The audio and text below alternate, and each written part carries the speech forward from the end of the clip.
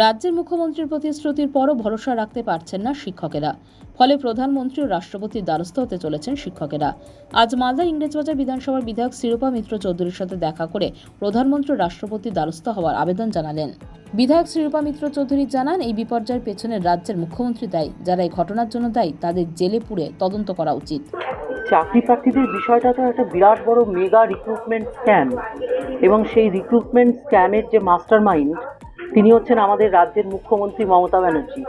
আজকে সুপ্রিম কোর্টের যে রায় তাতেও তো ক্লিয়ারলি বলা আছে যে সমস্ত প্রসেসটাই হচ্ছে ম্যানিপুলেটেড অ্যান্ড অ্যাডাল্টারেটেড, যার জন্য সুপ্রিম কোর্টও কিন্তু এই বিষয়টাতে যারা এই যোগ্য প্রার্থী তাদেরকে সহযোগিতার জায়গাটা সেই জায়গাটা তাদের হারিয়ে গেল। তারই কারণ এই যে ওএমআর শিট বা যে এভিডেন্স, সেই এভিডেন্সগুলো গেল কোথায়?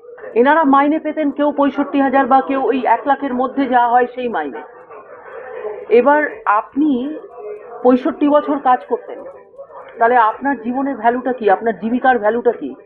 সুদে আসলে সেই ভ্যালুকে ফেরত দিতে হবে। যদি চাকরি ফেরত দিতে না পারেন, টাকা ফেরত দিন, কম্পেনসেট করুন। এনারা বিজনেস করে খাবেন, নিজেরা স্কুল তৈরি করে খাবেন।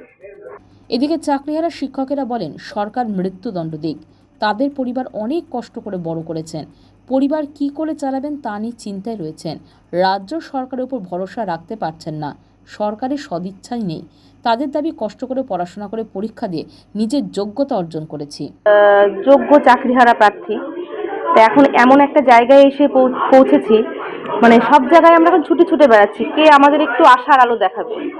তা আমরা আমাদের মালদা জেলার ইনি এমএলএ শিরূপা মিত্র ম্যাডাম সবাই মিলে আমরা ঠিক করলাম ওনার কাছে আসবো, আমাদের যে আর্তনাদ, আমাদের যে অবস্থার কথা ওনাকে জানাবো, এবং সেটা যদি রাষ্ট্রপতির কাছে কোনোভাবে ভায়া মাধ্যমে পাঠানো যায়। এবার আমরা তো সাধারণ মানুষ, সাধারণ নাগরিক, আমাদের পক্ষে তো আর ওনাদের কাছে, প্রধানমন্ত্রী রাষ্ট্রপতির কাছে তো আমাদের সরাসরি যাওয়া সম্ভব নয়।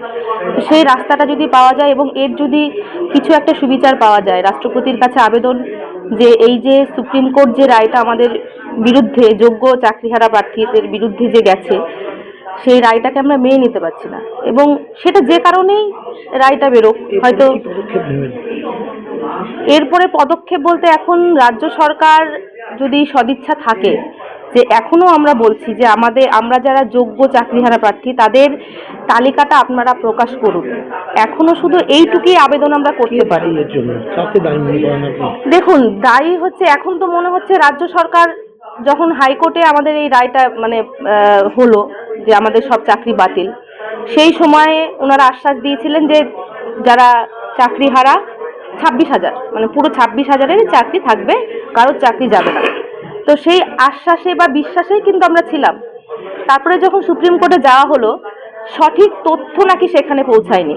এবার ভিতরে কি খবর না খবর সেটা তো সাধারণ মানুষ হিসেবে আমাদের পক্ষে জানা সম্ভব না। যেটুকু আমরা জানতে পারছি, রাজ্য সরকার যোগ্যদের তালিকা এখনো কেন প্রকাশ করছে না, কেন এখনো সোশ্যাল মিডিয়ায় বলুন, কেন এখনো সেটাকে প্রকাশ্যে আনছে না, তাহলেই তো সবকিছু সমাধান হয়ে যেতে পারত। সেটা কিন্তু করছে না। এসএসসি কিছুতেই তাদের কাছে নাকি কোনো ডাটা নেই, সেটাই তারা বলছে, এখনো প্রকাশ করছে না। কিন্তু আমাদের বিশ্বাস, সবাই আমরা জানি, আমরা শিক্ষিত সমাজ, সবাই জানি যে নিশ্চয়ই কিছু না কিছু ডাটা কম্পিউটারে থেকে যাবেই।